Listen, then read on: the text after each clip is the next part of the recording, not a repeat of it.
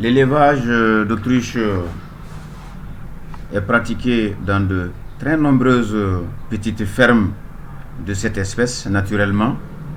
La structure-culture, qui est le nom commun de cette activité d'élevage, est pratiquée au jour d'aujourd'hui par des centaines de Maliens. L'autruche est un oiseau qui est strictement d'origine africaine. Camelus camelus, c'est son nom scientifique, Strutio. Et sachez que le Mali est un pays qui en possédait en très grande quantité. Il m'a été rapporté par des vieux vétérinaires ou des anciens vétérinaires qu'entre Gundam et Diré, on pouvait rencontrer ce qu'on appelle des troupeaux de plus de 200 femelles accompagnées par un grand mâle qui fait plus de 2,50 m de hauteur et qui surveillait naturellement toute sa horde. C'est un oiseau qui peut peser plus de 250 kg, qui n'a que 3 doigts et qui se défend avec ces 3 doigts, principalement donc le doigt qui est devant antérieur, qui est aiguisé comme un couteau, comme une lame. Et c'est un oiseau qui peut démarrer à près de 50-60 km à l'heure et qui, lorsqu'il est lancé, atteint les 90 km.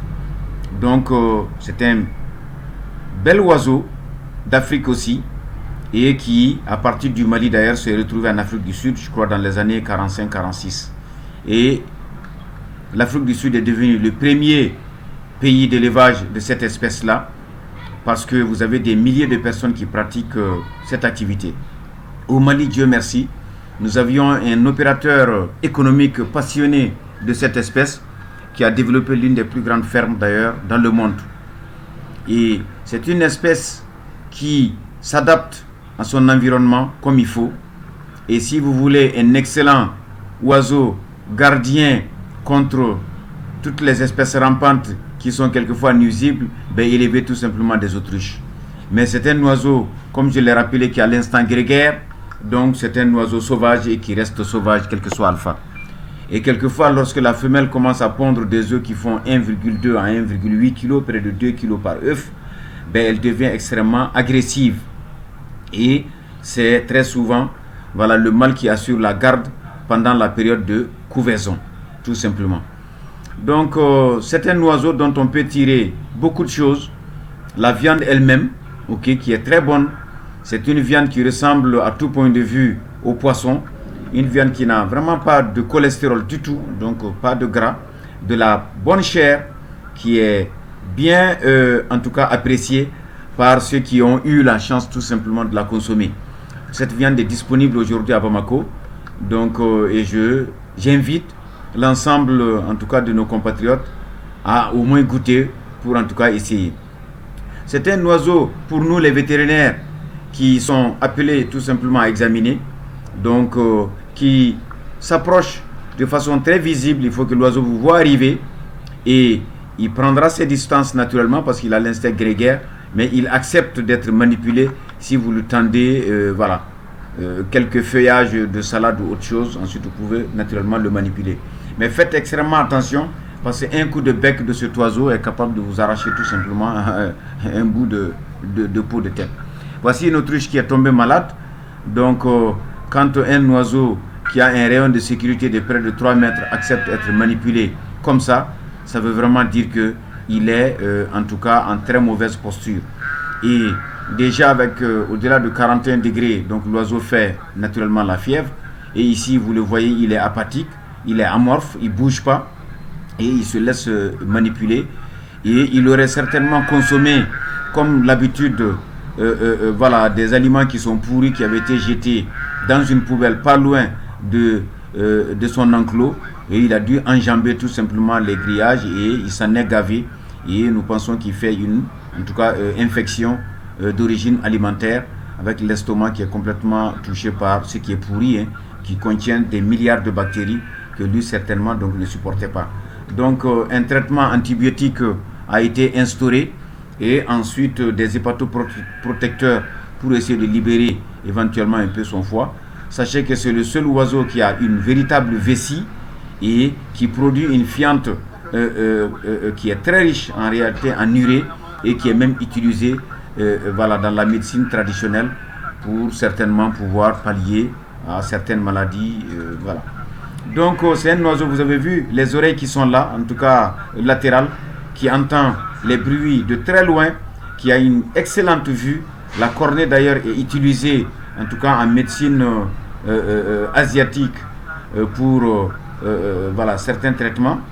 Et aussi le bec qui est là, donc les narines qui sont bien ouvertes, donc un oiseau qui respire malgré le cou qui est long.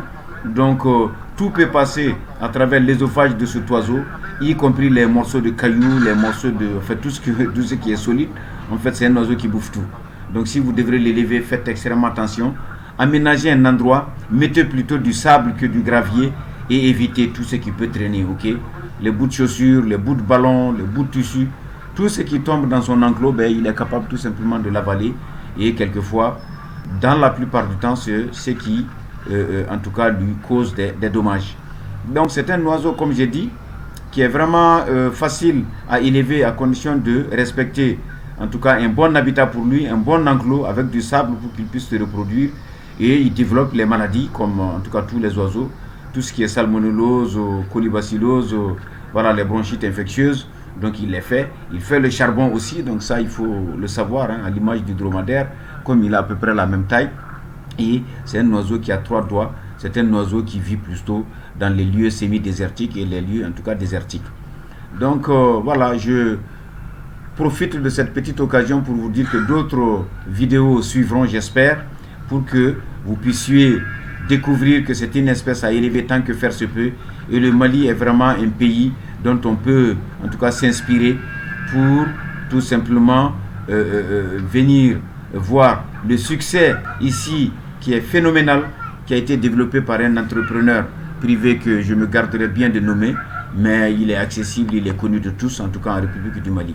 Et je pense qu'il mérite de rentrer dans le Guinness des records compte tenu de l'effectif qu'il a par ferme. L'Afrique du Sud est le premier pays, mais vous ne trouverez pas beaucoup de fermiers qui ont en tout cas l'effectif que lui, il a développé ici.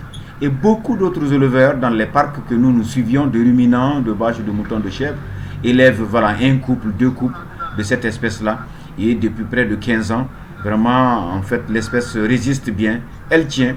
Et mon espoir, c'est qu'un jour, à partir de la ferme qui est très développée, que l'on puisse tout simplement, par un système de bouclage et de suivi GPS électronique, ben, lâcher ces autruchas, j'imagine, dans la zone, en tout cas entre Nyefenke, Gundam, Dire, Tombouctou, pour que dans notre environnement naturel également, en tout cas ces oiseaux sentinelles puissent retrouver le milieu dans lequel ils s'étaient bien développés et ils n'ont pas beaucoup de prédateurs actuellement. Donc ben, si cela était encouragé par nos autorités, en tant que vétérinaire, ben, j'en serais très content, très fier et j'en appelle à l'ensemble de nos autorités pour faire ce genre d'action. Parce que l'humanité, c'est ainsi. Nous vivons avec les animaux, avec le système de Van Ulf, les animaux, les humains et l'environnement. Il est toujours bien d'essayer de sauvegarder ces espèces-là, voilà, que la nature nous a données, et des espèces qui sont utiles parce que tout ce qui provient de l'autruche est utilisable pour notre alimentation, pour notre santé, pour les décorations. Et sachez aussi que c'était ce œuf qu'on déposait sur le minaret des mosquées. Donc je vous remercie et j'espère que d'autres vidéos suivront pour encore vous faire découvrir tout le potentiel de l'élevage dans notre pays. L'élevage d'autruche, comme je l'ai tantôt rappelé, voilà, prend de l'importance en République du Mali au jour d'aujourd'hui. Et il est évident que les opérateurs économiques qui souhaitent se lancer dans cette activité peuvent s'y préparer parce que voilà, une ferme de bon augure est implantée au Mali depuis plus d'une dizaine d'années et cet élevage très particulier est très bien maîtrisé par l'opérateur économique, mais également par des centaines d'éleveurs particuliers qui, en tout cas, élèvent quelques couples d'autruches. La chose la plus importante, c'est que les oiseaux se reproduisent dans ces milieux-là et il n'y a pas meilleur critère d'adaptation ou d'adaptabilité d'une espèce que lorsqu'elle arrive à se reproduire. Et surtout les oiseaux qui sont extrêmement sensibles au changement de l'environnement, au changement de milieu et également à tous les changements climatiques, l'autruche serait un bon spécimen, un bon tampon, comme disent quelquefois les ornithologues, pour évaluer, pour vérifier les conséquences des changements climatiques. Il n'y a aucun doute que le Sahel est victime de ces changements climatiques. Il était déjà assez sec, il devient de plus en plus sec, et lorsque les pluies deviennent rares, c'est clair que tout ce qui est végétation, tout ce qui est alimentation suit également en tout cas ce circuit, et raison pour laquelle nous exhortons ceux qui veulent se lancer dans le développement de cette activité, en tout cas de ne pas hésiter. Et en tant que vétérinaire, la santé de ces oiseaux est bien maîtrisée, parce que lorsqu'on élève des milliers d'autruches dans une même ferme, cela signifie que la santé est bel et bien maîtrisée. Et des couveuses capables d'assurer l'éclosion avec un taux de réussite de plus de 75% existent aussi en République du Mali tout simplement. Sachez qu'un œuf d'autruche pèse entre 1,2 à 1,8 kg, donc c'est l'équivalent de 30 œufs de poule qui font 60 grammes à peu près. À vrai dire, c'est aussi une vraie entreprise. Autant on élève les poules pondeuses, les poulettes chères, autant aussi on peut se lancer dans l'élevage de cette espèce. Je l'ai tantôt rappelé, c'est un oiseau qui mange tout. Donc vous pouvez le nourrir avec des végétaux, de la salade, de la laitue, des tomates, des aubergines, tout ce que vous aviez comme en tout cas végétation. L'oiseau a un estomac qui lui permet de le broyer très facilement. Et à travers son long cou, il a aussi un œsophage qui est très élastique, très souple, qui lui permet d'avaler vraiment des choses qui sont en tout cas assez grosses. Contrairement aux autres oiseaux, son cou est un cou qui ne joue pas en sa défaveur, qui joue plutôt en sa faveur. Raison pour laquelle, dans ce vaste Sahel, c'est un oiseau qui existait, qui vivait, qui se multipliait, et il y avait très peu de prédateurs qui étaient capables, en tout cas, d'éliminer les tout petits.